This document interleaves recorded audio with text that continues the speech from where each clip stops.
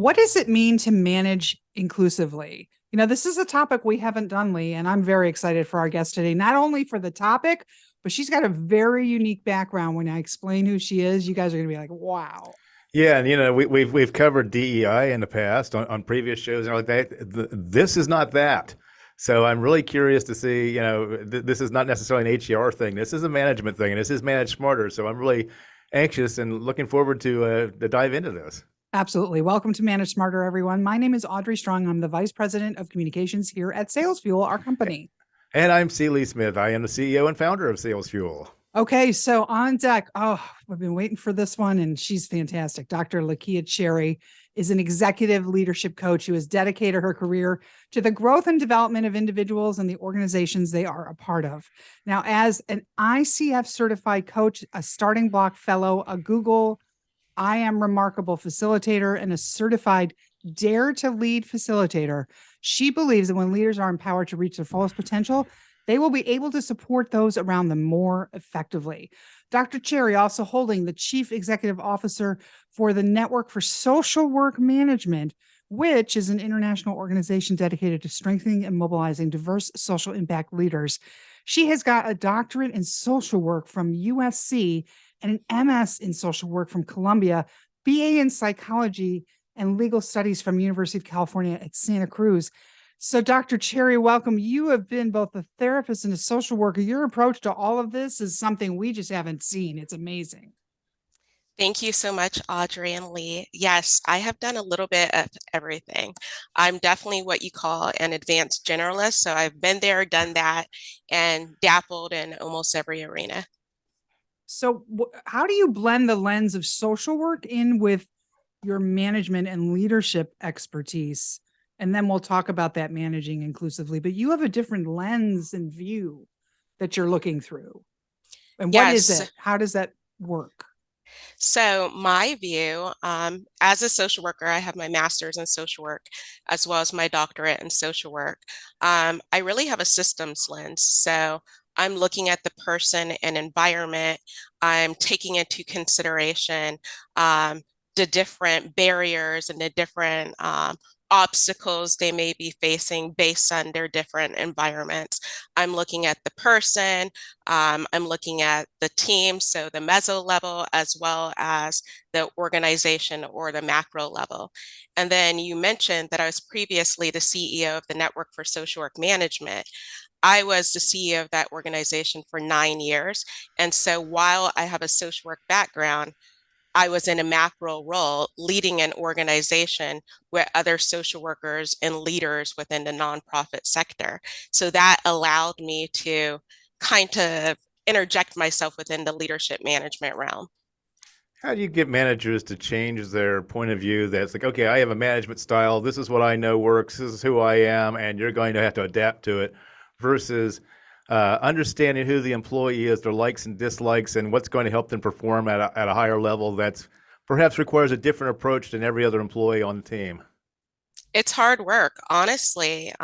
Coaching, which is why I'm now a coach. I've seen a lot in my previous role as a therapist, as well as a nonprofit CEO. A lot of people are stubborn. They're not willing to change. They're not aware of their blind spots. They're not necessarily emotionally intelligent. And so people aren't willing to change overnight. You have to be able to convince them. You have to coach them. You have to convince them that they should be willing to grow as an individual and as a leader, and that by them doing that, they're also benefiting the teams and the organization that they're part of. And it's not something that most people are comfortable with. In sales, we learn to, not only sell the benefits, but also talk about the consequences of not taking action because it's so comfortable for people then to make the decision to do nothing. And so how do you go about explaining the consequences of doing nothing and keep on doing the same thing as manager that you've always done? Exactly. And so what sells, you're selling for the company, you're trying to generate revenue or income, which benefits everyone. And so for leaders who aren't necessarily focused on themselves and doing a better job as a leader and increasing their skills as a leader, you have to convince them that their role impacts everybody else, and that by them focusing on strengthening their leadership abilities, it can make a difference within the company. It can lead to leaders being more engaged. It can lead to leaders being more innovative. It can lead to more money and more stability and sustainability within the organization. So what are the other buckets that go under managing inclusively besides encouraging emotional intelligence? And Goodness. yeah. So I'd say, and I will say, I've been doing a lot of work from this article I saw on Harvard Business Review about the traits and characteristics of an inclusive leader. And some of the characteristics are first, a commitment, an actual commitment. Many of us have heard of the word performative, but for leaders who are committed to managing inclusively, is there a visible commitment, or is it just stated words? What does this actually look like in practice? Also, humility. We've seen over the last few years, a lot of people have been uncomfortable, with the unknown, having hard conversations, etc. And so we need to get to a place where we admit that there's some things that we don't know, but that we're willing to adapt the mindset of a learner and learn and grow, especially if it benefits our people. As managers, we should always, beyond looking out for ourselves, we should first prioritize our people, the people that we're leading. Other things, I'd say awareness of bias. If you're an inclusive leader or you're striving to create an inclusive team and you're not necessarily aware of your own biases, then obviously that is going to impact your team and the culture. People aren't going to believe you if that's one of your blind spots. And we all have bias and we all have blind spots, but what are we doing to become aware of them and to work on it? Other things that I would say are cultural intelligence. What are we doing to actually learn about different cultures and to make space to celebrate everyone within our workplace? Effective collaboration. Is our environment actually psychologically safe, where all people feel comfortable making their voice heard and sharing ideas? So again, inclusion is to include. What are we doing to make the environment comfortable for all people to really feel included? How you coach the managers then who have team members, for example, that aren't being inclusive then to certain members of the team, and can I get them to embrace the differences and embrace the other members of the team that perhaps they've kind of shied away from for whatever reason? Well, there's a couple different mechanisms. So one is obviously DEI training, which most organizations are doing. But just because you do one DEI workshop on unconscious bias or microaggressions or whatever, that isn't necessarily going to solve the issue.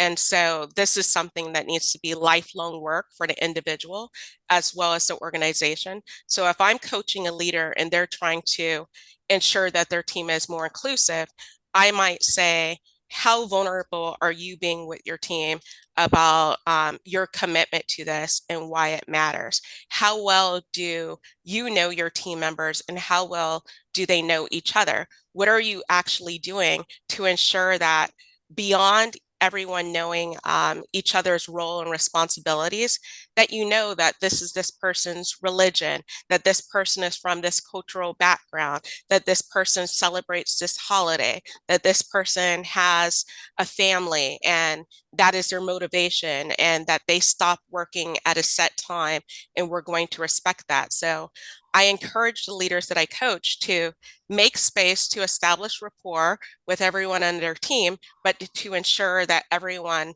is having time to get to know each other. But then also, what does it mean to create shared norms? So if this is something that is important to you, ensuring that collectively your team establish some ground rules or ways of being in order to ensure that everyone feels psychologically safe, comfortable, and included. But then also, how are we going to hold each other accountable? It's so interesting. So my question is then to go one step beyond that, which is taking in your social work expertise.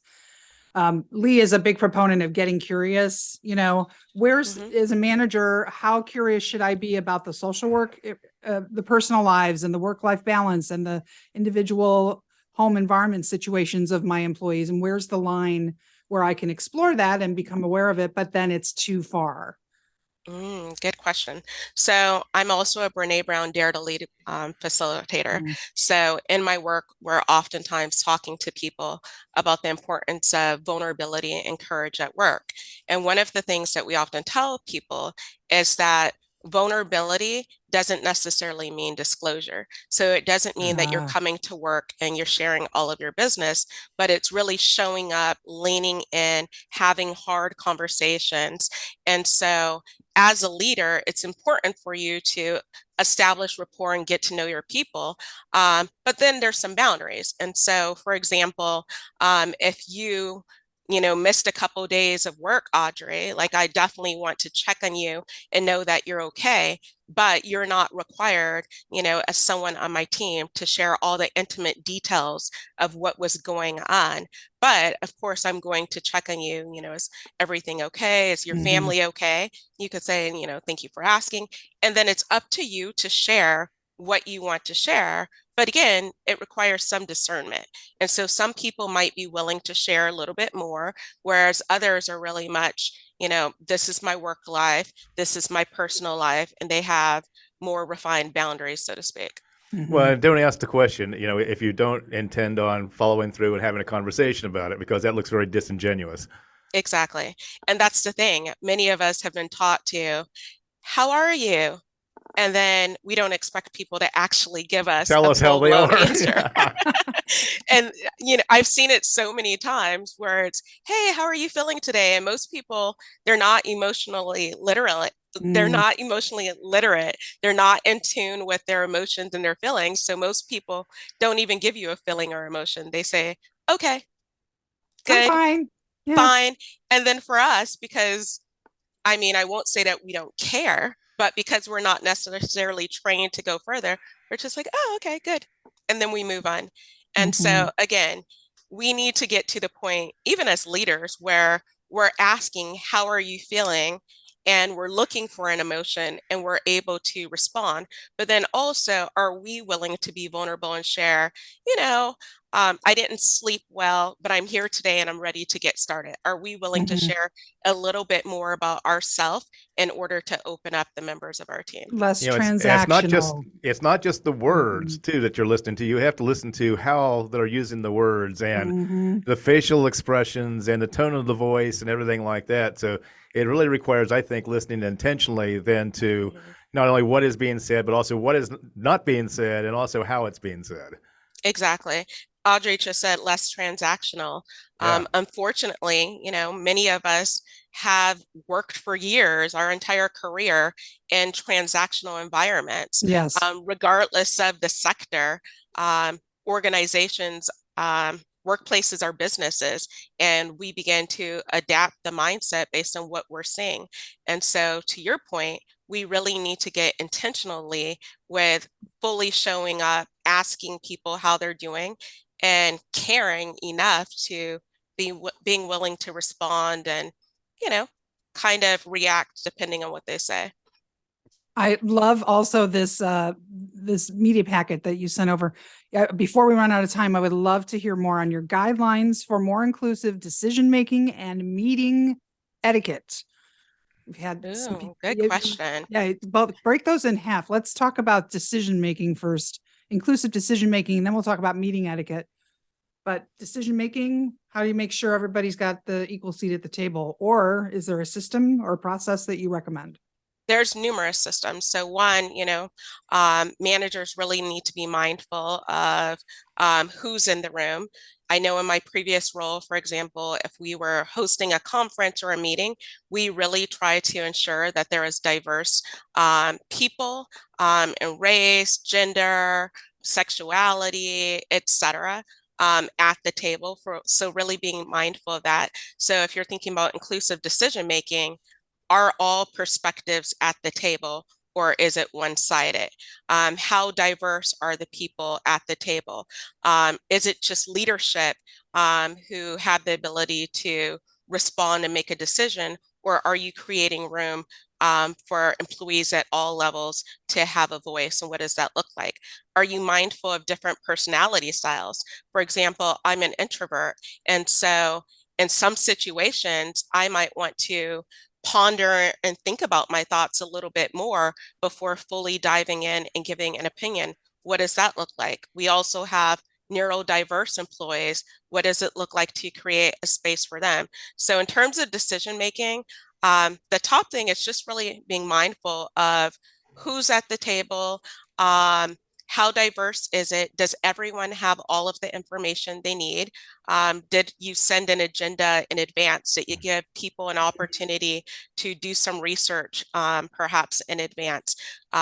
Once the conversation starts occurring, do you make sure that everyone have an opportunity to actually speak and share?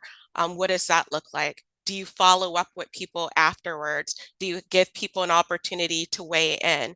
And so people should be aware of all of the criteria and what's at stake before necessarily coming to the table to make a decision. Yeah, I got a couple comments on that. Is like, the first one, as far as the meetings go, is a pre-read is very helpful, so that you can cover some stuff, in an email, that you don't have to cover in the meeting, as long as you require and you're holding people accountable for actually reading the pre-read, which is sometimes a challenge. But the other thing is that asking yourself are the people in this room, is this an echo chamber? Yeah. This goes to what you were talking about. This is how I would sum up what you were saying here, is like, because we had a meeting yesterday in our company, and we were talking about marketing messaging and everything like that. And we were all in agreement, and we realized, wait a minute, we have 3 Gen Xers here.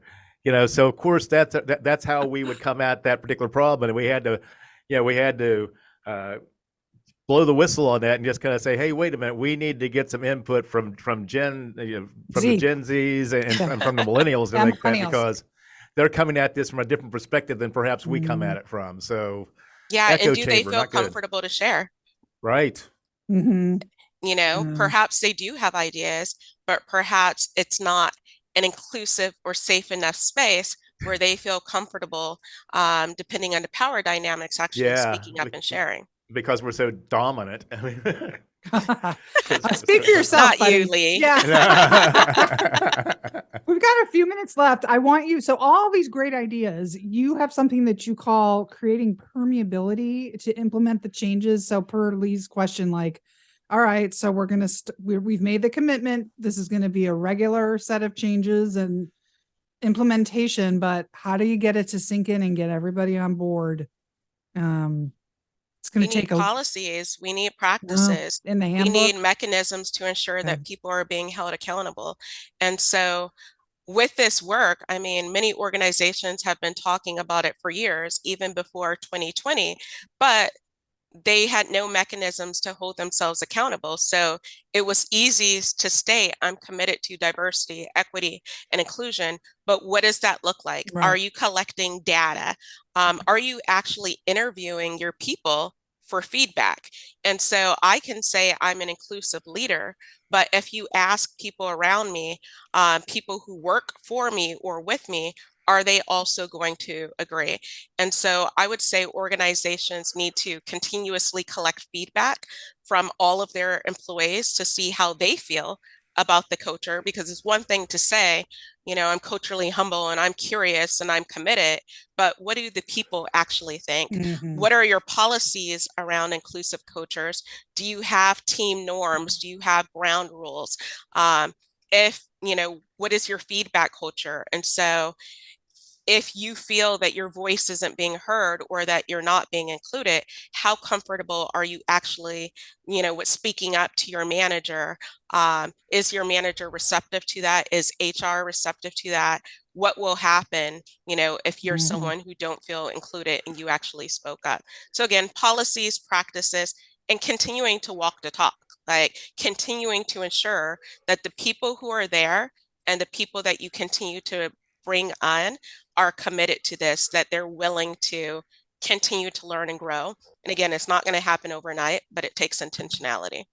Sure. There's something that we had to do here. We had a bad actor, on one of our teams, and I had to put together a code of conduct and put it in writing so that when that person then ran afoul of how we expected people to behave and participate in meetings with other people, that I could point back to what I had in writing and say, okay, look at number 3 here, on this list or whatever. It's like, we need to do a better job in this particular area because when you said this, when you did that. Exactly. Yeah. So putting it in writing is something I found is absolutely critical. And you need proof. In the past, I worked for a tech company where one of their rules, one of their values was no assholes, right?